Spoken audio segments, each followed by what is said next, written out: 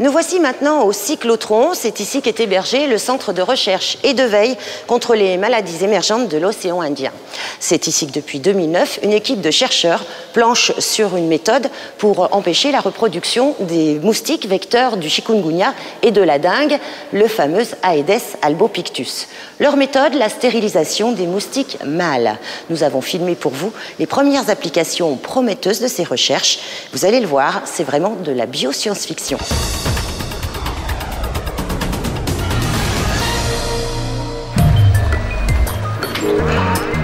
Le Centre de recherche et de veille sur les maladies émergentes de l'océan Indien a été créé suite à l'épidémie de chikungunya de 2006. Ce labo sécurisé abrite un élevage de moustiques nécessaire à la recherche sur la technique de l'insecte stérile.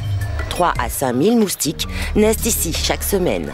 Objectif de ces recherches, limiter la reproduction des Aedes albopictus, vecteurs des maladies, grâce à la stérilisation des mâles. Tous les matins, en fait, quand on arrive, on commence par le tri des nymphes. On a un mélange en fait de nymphes et de larves.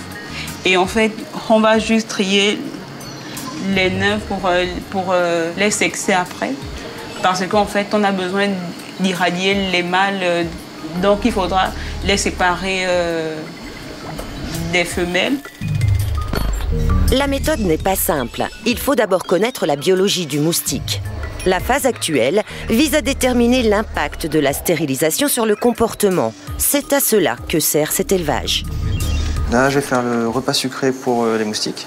Donc, ils prennent du repas sucré à 10%. Et ce sera pour mâles et femelles. Sachant qu'il n'y a que les femelles qui piquent, donc il n'y a que elles qui prennent du sang. Et les mâles, eux, ils sont obligés de butiner et d'avoir du sucre pour se nourrir. Placé sur un coton, le cocktail sera disposé dans les cages d'élevage où sont mélangés mâles et femelles pour la reproduction. Les femelles, elles, sont nourries au sang de mouton, mélangé à un anticoagulant pour rester liquide. Il est placé sur un film de paraffine, imitant la texture de la peau humaine. Et du coup, on met le repas de sang pour que les femelles puissent, elles, récupérer le sang pour la maturation des œufs. Parce qu'elles ont besoin justement de piquer et de récupérer ce sang pour que les œufs puissent avoir leur source de protéines et d'énergie pour la maturation. L'équipe maîtrise donc déjà la reproduction des moustiques en labo. Elle sera bientôt capable de produire jusqu'à 300 000 moustiques par semaine. Un nombre qu'il faut atteindre pour envisager des lâchers efficaces de mâles stériles en milieu naturel. La stérilisation est aussi maîtrisée. Les nymphes, dernier stade avant le moustique adulte, sont irradiées au rayon gamma par l'établissement français du sang avant de revenir au labo. Donc voici les nymphes en fait, qui reviennent de l'irradiation. Pour Aedes albopictus, la dose d'irradiation optimale c'est entre 35 et 40 degrés.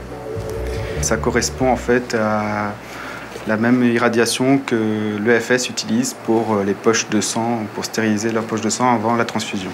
Une dose qui tuerait un humain mais qui ne provoque chez le moustique aucun dégât sauf sa stérilisation.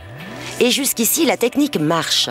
En cage, les reproductions issues de mâles stériles donnent une baisse significative du nombre de larves viables par rapport aux accouplements de moustiques non traités.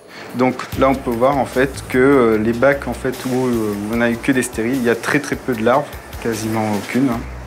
Et les bacs où il y a des fertiles, en fait, ils ont quasiment tous émergé, tous éclos. Et on va en confrontation, en fait, qu'il y a, ça dépend des conditions, mais on a en gros une diminution de l'éclosion. La technique de l'insecte stérile, c'est de relâcher des mâles stériles qui soient aussi compétitifs que les mâles non stériles. Donc il faut que les mâles irradiés soient aussi compétitifs que les mâles non irradiés. Donc qu'ils aillent chercher les femelles, qu'ils s'accouplent autant que les mâles non irradiés, qu'ils inséminent autant de femelles et par contre que leur descendance ne soit pas viable. Voilà ce que les premiers tests en milieu naturel doivent permettre d'observer. Des tests qui n'ont pas encore livré leurs résultats. Et pour que les futurs lâchers à grande échelle soient efficaces, les chercheurs travaillent en collaboration avec l'ARS, l'Agence régionale de santé. Ces agents parcourent une zone de 400 mètres autour de l'aéroport, une zone à risque, susceptible de retenir des moustiques porteurs de virus amenés par le trafic aérien.